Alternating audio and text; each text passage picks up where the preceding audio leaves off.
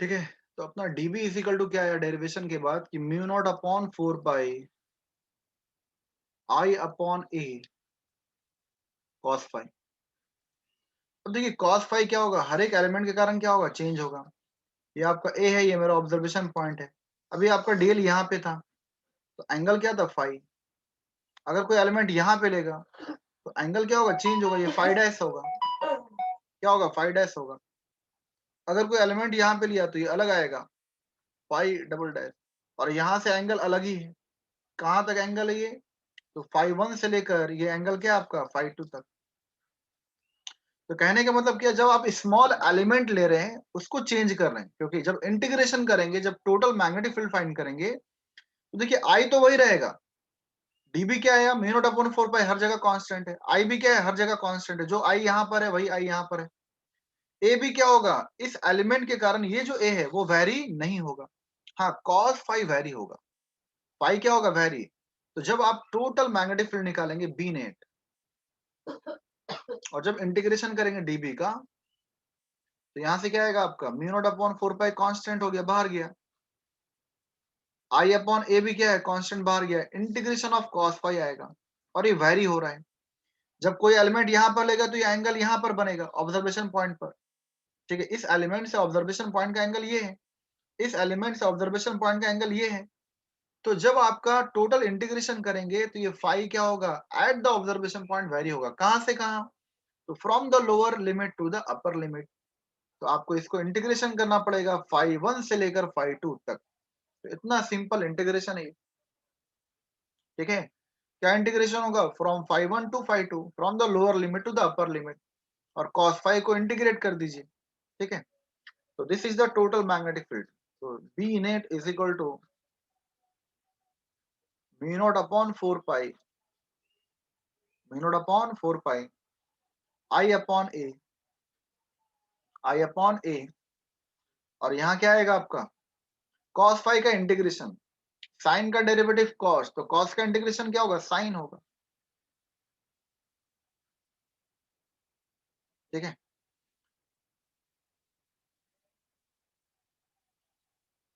और ये एंगल क्या लेंगे, माइनस। माइनस क्यों, क्योंकि नेगेटिव है, नीचे है ये। ठीक है, माइनस क्यों, क्योंकि देखिए अगर आप ये ले रहे हैं तो जिस तरह से हम लोग इंटीग्रेशन कर देते हैं कि भाई ये सेंटर से लेकर ये नीचे का part minus L by two से लेकर एल बाई टू है। रोटेशनल में हम पढ़ाए थे कि अगर आप इधर का एंगल, इधर का एंगल आपका माइनस एल बाई टू से लेकर एल बाई टू है, तो उस तरह ये भी एंगल क्या होगा, ये आपका एंगल क्या है, यहाँ एंगल है, तो ये फाई 1 क्या आएगा, नीचे। तो साइन फाई का इंटीग्रेशन, कॉस फाई का इंटीग्रेशन क्या होगा, साइन। साइन का डेरिवेटिव कॉस, तो कॉस का इंटीग्रेशन क्या होगा, साइन फाई। ठीक है, ये अपर लिमिट क्या है, फाई 2, और लोअर लिमिट क्या है, माइनस फाई 1, माइनस फाई 1। तो यहाँ से क्या आएगा, B net is equal to what, mu naught upon 4 pi I upon A, upper limit. तो अपर लिमिट फाई की जगह पुट करना है, sine phi 2, minus lower limit तो क्या आएगा, plus phi 1। So this is the total magnetic field. B net is equal to mu naught upon 4 pi I upon A, I upon A, और ये क्या आएगा आपका, sine phi 1 plus sine phi 2। This is the total magnetic field. बहुत ही important है ये, बहुत काम आएगा। This is the total magnetic field due to long current carrying conductor. This is the total magnetic field due to long current carrying conductor. This is the total magnetic field due to long current carrying conductor. B net is equal to what? Mu naught upon 4 pi I upon A sin phi 1 plus sin phi 2. ठीक है, अब देखिए direction भी लिख सकते हैं। Direction यहाँ पर क्या होगा, इनवर्ड। कैसे, तो करंट कहाँ जा रहा है, इधर जा रहा है ये।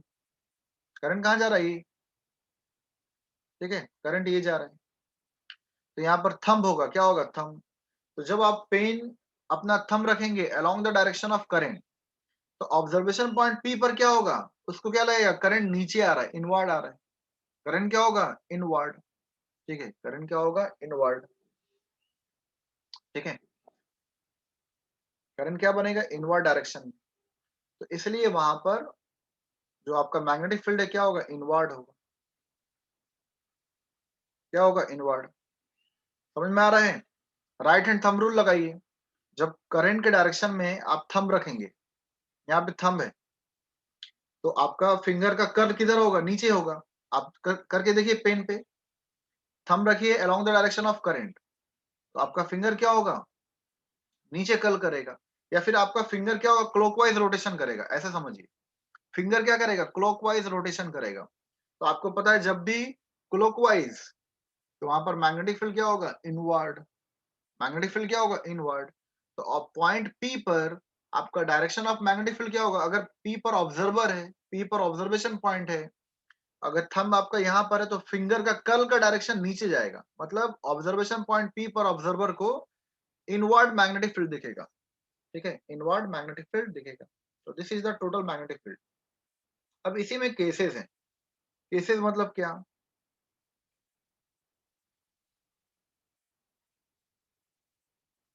ठीक है। तो अभी आपका long current carrying conductor, long मतलब क्या, जिसका डिस्टेंस कुछ पता है और जहां से आपका एंगल का मेजरमेंट ऑब्जर्वेशन पॉइंट पर हो सकता है। तो कितना हो सकता है, तो mu naught upon 4 pi I upon A, और ये साइन फाई वन मतलब लोअर एंड से angle plus sine phi two upper end से एंगल। ठीक है, ये आपका मैग्नेटिक फील्ड निकला। अब लॉन्ग मतलब क्या, इसको बोलते हैं infinite current carrying conductor, infinite. तो क्या होगा आपका, इनफाइनाइट करंट कैरिंग कंडक्टर।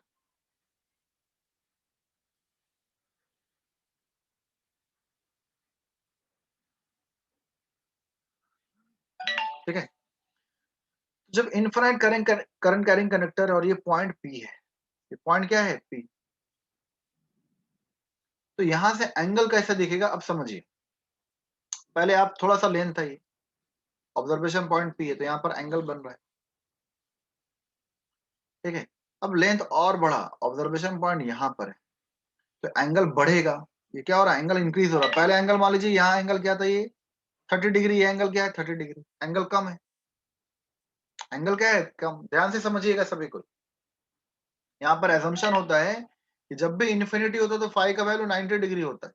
ये आप किसी भी बुक में सिर्फ डायरेक्ट आपका ये एजम्पशन दिया हुआ है कि जब भी आपका इनफाइनाइट होगा तो एंगल जो बनता है किसी भी पॉइंट पर वो 90 डिग्री बनेगा। वो हम बता रहे कैसे बनेगा, उसका क्या एजम्पशन है, क्या समझ में कैसे समझना उसको। तो अगर आपका करंट कैरिंग कंडक्टर का लेंथ बढ़ा, अब देखिए यहाँ तो ये आपका फिक्स है कि सेंटर से, तो ये एंगल लोअर एंड से और अपर एंड से एंगल क्या होगा, बढ़ रहा है। जो फाई टू है और ये फाई वन है, ये आपका एंगल क्या बढ़ रहा है, इंक्रीज किया। तो जब लेंथ इंक्रीज हुआ तो यहाँ पे एंगल का फॉर्मेशन क्या होगा, बढ़ा। ये मान ली 30 डिग्री पहले था, अब 60 डिग्री हुआ। अब लेंथ और बढ़ा, तो यहाँ पर एंगल क्या होगा, और बढ़ेगा। ये यहाँ सेंटर से ये एंगल क्या होगा, और बढ़ेगा। और यहाँ भी एंगल क्या होगा, और बढ़ेगा। एंगल क्या हो रहा है, बढ़ रहा है, इंक्रीज कर रहा है। ठीक है, एंगल क्या हो रहा है, इंक्रीज कर रहा है आपका। ठीक है, उस तरह से आपका जब लॉन्ग इनफाइनाइट वायर है, इनफाइनाइट वायर मतलब कि इतना बड़ा है कि बिल्कुल क्या होगा, एंगल क्या होगा, 90 डिग्री हो जाएगा मैक्सिमम एंगल। मतलब जब ऊपर से देखेंगे तो लगेगा कि लगभग यहाँ से 90 डिग्री बन रहा है। ठीक है, इतना बड़ा वायर होगा कि लगभग यहाँ से एंगल क्या होगा, 90 डिग्री। ये एंगल क्या हो जाएगा, 90 डिग्री। यहाँ भी नीचे इतना लंबा हो जाएगा कि लगभग क्या होगा, वायर का एंगल क्या होगा, 90 डिग्री हो जाएगा। ठीक है, क्या हो जाएगा, 90 डिग्री। तो ये आपको याद रखना है कि जब आपका इनफाइनाइट वायर है, ये क्वेश्चन में कंसेप्ट अभी यूज होगा आज ही। अभी अच्छा 9 तो बज गया, कल इस पर एप्लीकेशन कराएंगे, क्वेश्चन कराएंगे कि अगर आपका इन्फिनिटी, ये इनफाइनाइट वायर है, ठीक है, तो इसका मैग्नेटिक फील्ड का फॉर्मूला होता है B is equal to mu naught upon 4 pi I upon A. अब यहाँ पे 2 आ जाएगा, कैसे आएगा, तो साइन 90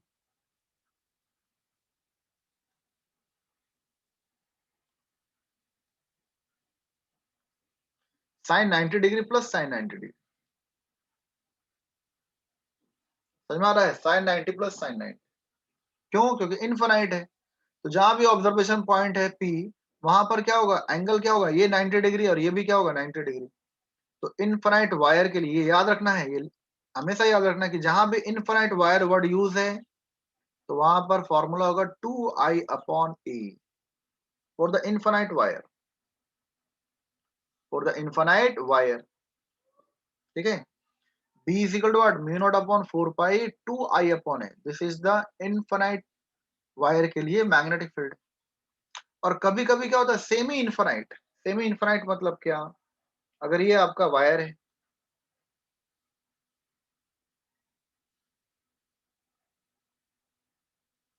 ठीक है, कभी कभी यहाँ पर इंफिनिटी दिया है कि यहाँ पर इन्फिनाइट है और यहाँ पर इन्फिनाइट नहीं है, और यहाँ से आपका इधर कभी कभी इन्फिनाइट दिया हुआ है कि एक एंड क्या इन्फिनिटी है, पर एक एंड आपका फिक्स है कि वहां से एंगल कुछ है, वहां से एंगल आप मेजरमेंट कर रहे हैं, पर एक तरफ से एंगल क्या होगा 90 डिग्री, इतना बड़ा है।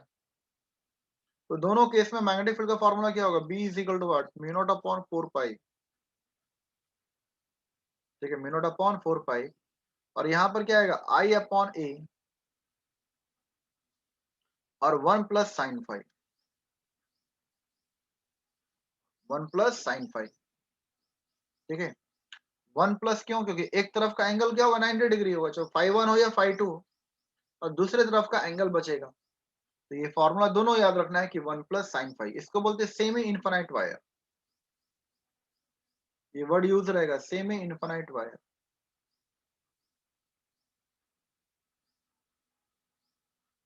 Semi infinite wire, semi infinite wire.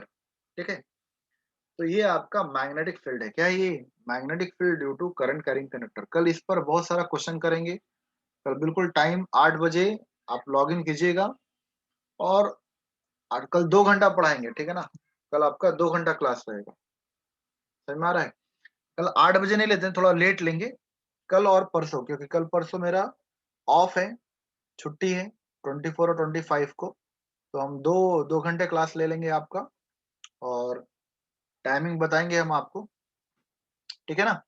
पर ये रिकॉर्डिंग अभी भेज रहे हैं आप, प्लीज इसे अच्छे से देखिए, रिवीजन कीजिए, और जितना तीनों लेक्चर है वो तीनों लेक्चर जब तक आप देखेंगे नहीं और अच्छा प्रॉपर नोट्स रिवीजन नहीं करेंगे, तब तक कल का न्यूमेरिकल नहीं बन पाएगा आपसे, ठीक है। क्योंकि मैग्नेटिक फील्ड हम बताएं आपको कि as compare to current, electricity and electrostatic, आपका मैग्नेटिक फील्ड थोड़ा सा टफ है, पर जो हम पढ़ा रहे हैं उसी से क्वेश्चन आता है, आप बुक में उठा के देख सकते हैं। तो आपको अच्छे से वही चीज पढ़ना है, उसी चीज को रिवीजन करना है।